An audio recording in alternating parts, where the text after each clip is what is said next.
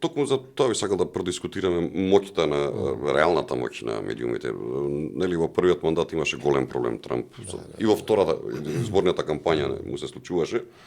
Беше во еден период дури метана целосна цензура, онака му се случи непомиливо за 21-виот век, ги победи.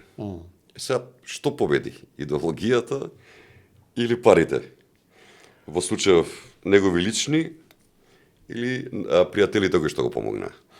Веќе се собраа неколку милиардери кои што, нели, декларативно и на пракса покажуваат дека не сакаат општеството да продолжи во таа насока на демографски промени, економски склеротизам, нели, назадување, туку дека сакаат динамични, здрави општества кои што ќе се развиваат. Да речем Илон Маск, Питер Тил, тоа многу отворено го кажуваат, сакаат затворени граници, сакаат здрава демографија на домашен терен, сакаат здрава конкуренција, енергетиката да се, нели, енергенсите да се користат, да се развие роботика и нуклеарна енергија, инфраструктура и сето тоа што левата опција го закочува.